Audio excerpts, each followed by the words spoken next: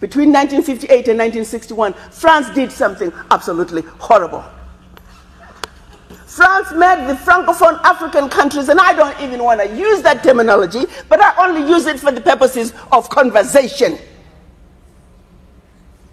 The 14 countries which were formally, but still colonized by the French, they were forced to sign a document that they called the Pact for the Continuation of Colonization. You heard me.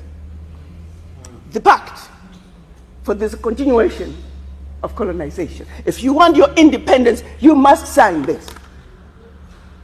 Guinea, Secretary said absolutely not.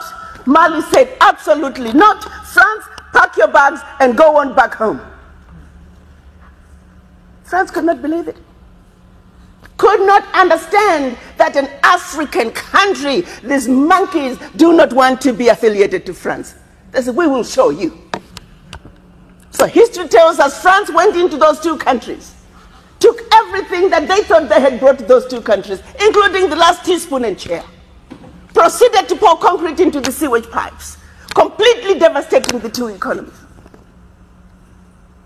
The then newly appointed president of Ghana, Kwame Nkrumah, in his efforts to rescue these two economies, created the first ever union of any African states, Ghana, Guinea, and Mali.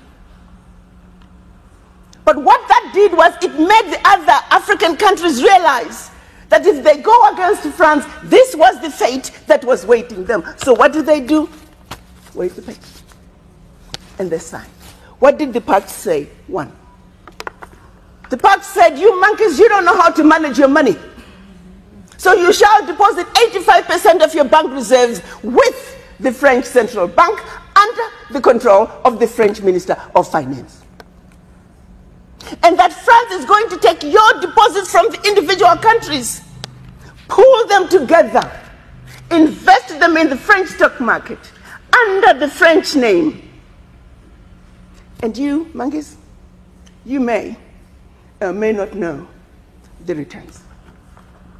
Latest figures are showing this is still going on since 1958.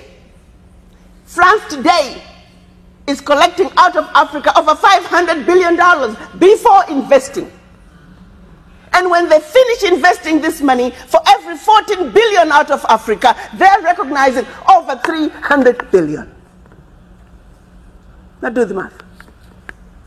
So when it's actually said and done, France is taking out of Africa trillions of dollars every year, and we, the poor Africans, are gladly giving it to France. And the same France has the audacity to look at us and call us poor people. 1958. They went further with the pact.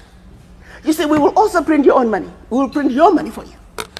They instituted what they were calling the CFA, special currency for the African countries, and that only France can print that money for you. They went on to say all the contracts, large contracts, public and private, French companies have the first right of refusal. All your minerals discovered, yet to be discovered, France has the first right of refusal.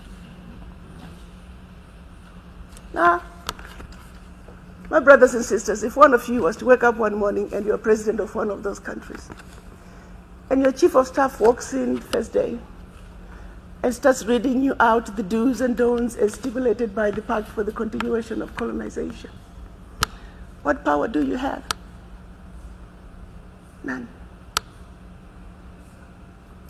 And the same countries that are stealing from Africa, they have the audacity to look at Africa and say, Africans, what's wrong with you? Why can't you all take care of yourselves? Well, let's start by leaving our $500 billion on the continent. But what they do instead, they want to throw you with a smoke screen. Your African leaders are corrupt. Well, you know, I gave you that. I mean, not all African leaders are corrupt. Africa is a family. No family is complete without crazy Aunt Sally and crazy Uncle Tom. Nobody is perfect. Okay, fine, so I'll give you that. Their own figures are saying 50 billion is getting out of Africa from corruption. Fine, I give you that. But you do not want me to engage in a conversation that's solely limited to the $50 billion out of Africa through corruption. First, you don't tell me where it's going. You simply tell me it's getting out of Africa.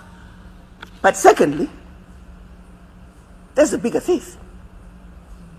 You got two thieves, one with a briefcase with 50 billion and the other thief with a briefcase with 500 billion. I am a smart woman. You want me to ignore the one with 500 billion and put all my energies on a suitcase with 50? And by the time the one with 500 billion is done investing, we are talking trillions. Now, do you see how quickly the funds out of Africa from corruption become the larger chunk under the table? And they want you to stay under the table. So you never have to talk about what is on the table. We must wake up, Africans. We must think about our situations. How did we get here?